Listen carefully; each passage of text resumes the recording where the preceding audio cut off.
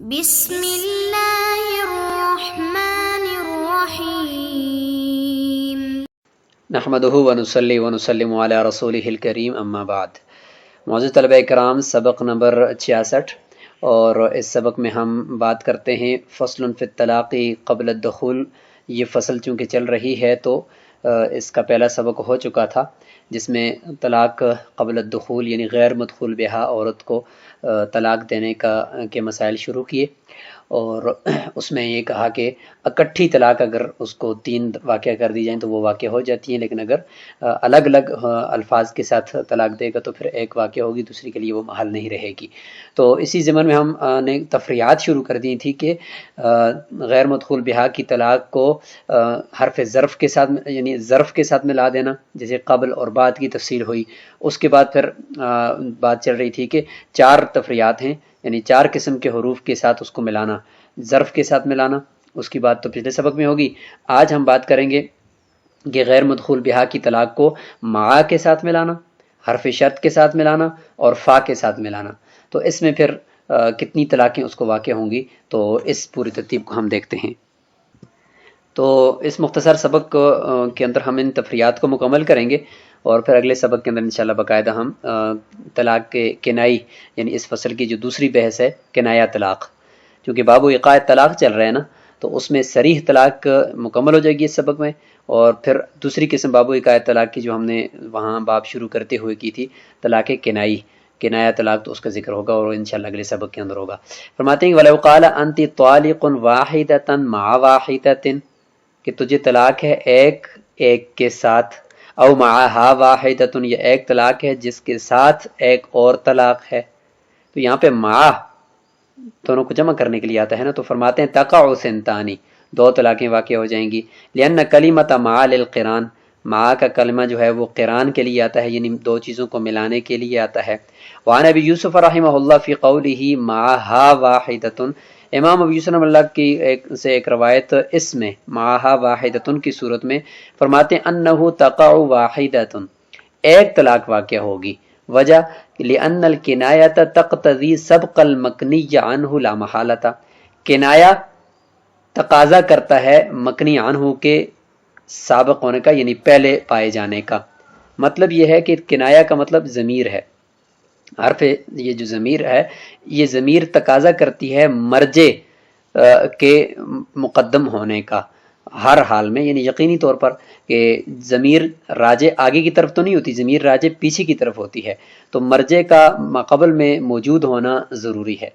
تو جب موجود ہونا ضروری ہے تو یہ کہہ رہے انت طالق واحدۃ معہا واحدۃ، تو مطلب یہ کہ ہا ضمیر راجع ہوگی ماقبل طلاق کی طرف، تو ماقبل طلاق کا وجود خارج میں ہونا چاہیے۔ تو جب ماقبل طلاق کو ہم خارج میں اس کا وجود مانیں گے تو گوئے کہ وہ طلاق پہلے پائی جائے گی نا، جب پہلے پائی جائے گی تو اسی کے ساتھ ہی غیر مدخول بہا عورت بائن ہو جائے گی، دوسری کا وہ محل ہی نہیں رہے گی، تو اس لیے ایک ہی طلاق واقع ہوگی۔ یہ امام ابو یوسف رحمہ اللہ فرماتے ہیں، لیکن ان کو یہیں پہ ہم جواب دے دیتے ہیں، وہ یہ ہے کہ خارج میں نفس الامر میں طلاق کا موجود ہونا ضمیر کے مرجع کے لیے ضروری نہیں ہے، بلکہ لفظوں میں ماقبل مرجع موجود ہو، بس اتنا کافی ہے۔ لفظوں میں یہاں پہ واحدۃ موجود ہے نا، اسی کی طرف ضمیر راجع ہے، بس کافی ہے۔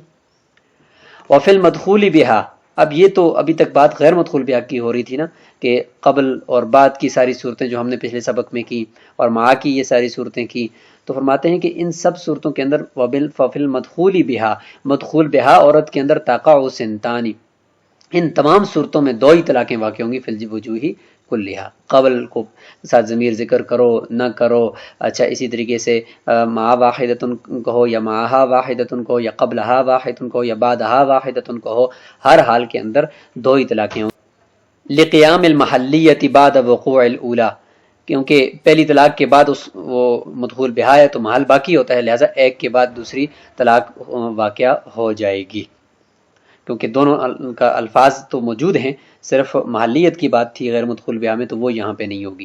وَلَوْ قَالَ لَهَا إِن دَخَلْتِ الدَّارَ فَأَنْتِ طَالِقٌ وَاحِدَةً وَوَاحِدَةً، اگر تو گھر میں داخل ہوگی تو تجھے طلاق ہے ایک اور ایک، حرف عطف کے ساتھ ملا رہا ہے، یہاں پہ حرف عطف کے ساتھ درمیان میں وہ عاطفہ لے کر آ رہے ہیں، تو وہ عاطفہ بھی مطلقاً جمع کے لیے ہوتی ہے نا، تو فرماتے ہیں فَدَخَلَتْ، لیکن ساتھ ساتھ حرف شرط بھی ہے، دیکھیں حرف شرط کو بھی ساتھ ملا رہا ہے، اور یہاں پہ دو صورتیں ہوں گی. ایک صورت یہ ہوگی حرف شرط کے ساتھ ملانے کی کہ شرط کو پہلے ذکر کرے گا، مقدم کرے گا، جزا بعد میں ہے. اور دوسری صورت جزا پہلے شرط مؤخر. یہ دو صورتیں ہوں گی، ہر ایک کا الگ الگ حکم ہے. یہ صورت وہ ہے جس میں شرط پہلے ہے، جزا مؤخر ہے. فرماتے ہیں کہ اس صورت میں اگر عورت گھر میں داخل ہو جاتی ہے تو وقعت علیہ واحدۃ عند ابی حنیفہ رحمہ اللہ. امام ابو حنیفہ رحمہ اللہ کے نزدیک اس صورت میں ایک طلاق واقع ہوگی. ان دخلت الدار فانت طالق واحدۃ وواحدۃ کے اندر. اور صاحبین فرماتے ہیں دو طلاقیں واقع ہو جائیں گی. اور اسی طریقے سے ولو قال لها انت طالق واحدۃ وواحدۃ ان دخلت الدار، شرط مؤخر کہ تجھے طلاق ہے ایک اور ایک اگر تو گھر میں داخل ہوگی. گویا کہ صدر کلام یہ تھا، اس شروع کلام سے تو پتہ چلتا تھا کہ ابھی طلاق دینا چاہتا ہے. اور ان دخلت الدار نے آ کر پہلے کلام کو چینج کر دیا، بالکل تبدیل کر دیا، منجز سے مضاف کر دیا. یعنی پہلے منجز تھا، ابھی ابھی حال ہی میں واقع ہونا پتہ چل رہا تھا، لیکن ان دخلت الدار نے کہا کہ نہیں، معلق ہو گئی ہے دخول دار کے ساتھ. فدخلت، داخل ہو گئی عورت گھر میں، تو اس صورت میں طلقت سنتین بالاتفاق. امام ابو حنیفہ رحمہ اللہ کے نزدیک اس صورت میں دو طلاقیں واقع ہو جائیں گی. اب دلائل دیکھیں.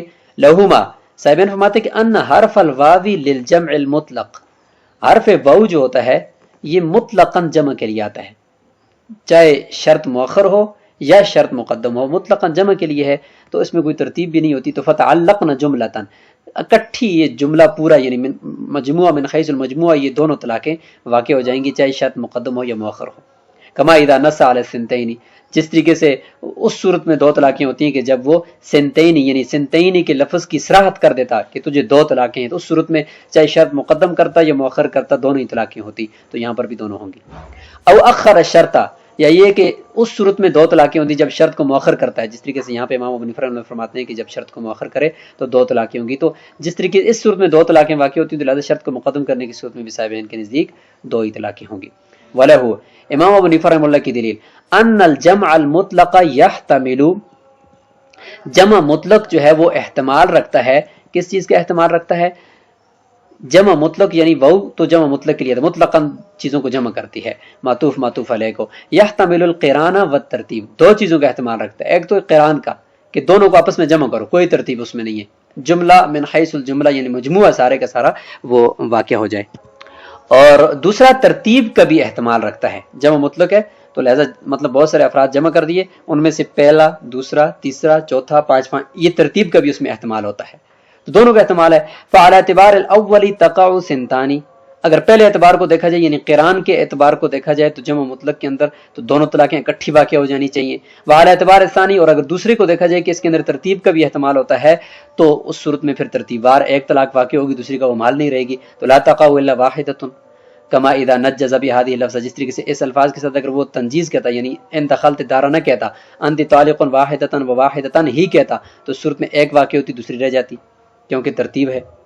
تو لہٰذا جب یہ بات ہے کہ دونوں احتمال اس میں موجود ہیں تو فلا یقع الزائد علی الواحدۃ بشک، پس ایک طلاق سے زائد واقعہ نہیں ہوگی شک کی وجہ سے، کیونکہ طلاق ویسے بھی ایک مبغوض چیز ہے، شک بھی آ گیا تو لہٰذا ایک ہی واقع ہوگی دوسری نہیں ہوگی. یہ کس صورت میں؟ جب ان دخلت الدار کو مقدم کر رہا ہے، شرط کو مقدم کر رہا ہے تو ترتیب ہوگی، یہاں تک واقع ہو جائے گی اور اس کے لیے محل نہیں رہے گی. بخلاف ما اذا اخر شرطا، بخلاف اس صورت میں کہ جب شرط کو مؤخر کرتا ہے تو شرط کو مؤخر کرنے کی صورت میں کیا ہوگا؟ فرماتے لأنه مغیر صدر الکلام، جیسے ابھی ہم نے کہا کہ صدر کلام یعنی کلام کے شروع کو تبدیل کرنے والا ہے، کیونکہ جب ان دخلت الدار کو اس نے مؤخر کر دیا تو شروع میں تو پتہ چلتا تھا کہ انت طالق واحدۃ وواحدۃ کہ ابھی ابھی دینا چاہتا ہے طلاق، لیکن جب ان دخلت الدار کو ساتھ ملا دیے تو پتہ چلا کہ نہیں ابھی نہیں دینا چاہتا، معلق کرنا چاہتا. تو صدر کلام سارے کا سارا مجموعہ انت طالق واحدۃ وواحدۃ، مجموعہ من حیث المجموعہ، وہ اب معلق ہو گیا ہے شرط کے ساتھ، دخول دار کے ساتھ. لہذا جو ہی دخول دار پایا جائے گا ادھر سے یہ سارے کا سارا مجموعہ واقع ہو جائے گا، تو اس لیے وہاں پہ دو اکٹھی واقع ہوتی ہیں امام ابو حنیفہ رحمہ اللہ کے نزدیک. تو فیتوقف الاول علیہ، پس اول جو ہوگا وہ یعنی آخر پر موقوف ہوگا. فیقعن جملۃ، تو اس لیے وہ پورا جملے کا جملہ یہ ساری کی ساری طلاقیں مجموعے کی شکل میں واقع ہو جائیں گی. ولا مغیر فیما اذا قدم شرطا، اور اس صورت میں تبدیل کرنے والا صدر کلام کو کوئی بھی نہیں ہے جس صورت میں وہ شرط کو مقدم کر رہا ہے، کیونکہ شرط ہی مقدم ہے تو شروع سے ہی پتہ چل رہا ہے کہ طلاق کو معلق کر رہا ہے. تو لہٰذا صدر کلام کو کوئی تبدیل کرنے والا یہاں پر نہیں ہے. فلم یہ توقف، تو لہٰذا وہاں پہ شروع جو ہوگا وہ آخر پر موقوف نہیں ہوگا، جب نہیں ہوگا تو ترتیب وار چلے گا. پھر ولو عطف بحرف الفاء، آخر میں یہ فرماتے ہیں کہ اگر حرف فا کے ساتھ وہ عطف کر دیتا ہے، انت واحد انت طالق واحدۃ فواحدۃ کہتا ہے، تو اس صورت میں کیا ہے، فرماتے فهو علی هذا الخلاف، وہ اسی اختلاف پر ہے کہ اس میں جمع، امام ابو حنیفہ فرماتے ہیں کہ جس طریقے سے امام کرخی رحمہ اللہ نے بھی روایت کیا ہے، فیما ذکر الکرخی، امام کرخی رحمہ اللہ نے بھی جس کو ذکر کیا ہے کہ اسی اختلاف پر ہے کہ امام ابو حنیفہ رحمہ اللہ کے نزدیک حرف کہ امام ابو حنیفہ رحمہ اللہ کے نزدیک اگر کہتا ہے کہ ان دخلت الدار شرط کو مقدم کرتا ہے اور اس کے بعد بیچ میں واو کی جگہ فا لے کر آتا ہے، تو اگر مقدم کرتا ہے تو ایک طلاق واقع ہوگی، دوسری نہیں ہوگی، اور اگر مؤخر کرتا ہے شرط کو تو دونوں اکٹھی واقع ہو جائیں گی. اور امام ابو حنیفہ رحمہ اللہ کے علاوہ جو صاحبین ہیں وہ فرماتے ہیں کہ نہیں، دونوں صورتوں میں دو طلاقیں ہوں گی. تو یہ تو امام کرخی رحمہ اللہ نے اس اختلاف کو ذکر کیا. لیکن ذکر الفقیہ ابو اللیث، فقیہ ابو اللیث نے جو ذکر کیا ہے وہ فرماتے ہیں انه یقع واحدۃ بالاتفاق، بالاتفاق فا کی صورت میں شرط کو مقدم کرے یا مؤخر کرے ایک ہی طلاق واقع ہوگی. لان الفاء للتعقیب وهو الاصح، کیونکہ فا تعقیب کے لیے آتی ہے. تعقیب کا معنی ہوتا ہے اس میں ترتیب ہوتی ہے کہ ایک کے بعد دوسرا، دوسرے کے بعد تیسرا، تو لہٰذا وہاں پہ ایک ہی طلاق واقع ہوگی، دوسری کے لیے وہ محل نہیں رہے گی، چاہے شرط کو مقدم کرتا ہے یا مؤخر کرتا ہے، اور یہی راجح اور مفتبی قول ہے. تو یہاں تک یہ بات مکمل ہو چکی ہے غیر مدخول بیاہ عورت کی طلاق کو مختلف حروف کے ساتھ ملانا. تو اگلے سبق کے اندر انشاءاللہ ہم جو طلاق کنائی ہے، باب و ایقاع طلاق کی دوسری قسم، تو اس کو ہم انشاءاللہ شروع کریں گے. السلام علیکم ورحمۃ اللہ.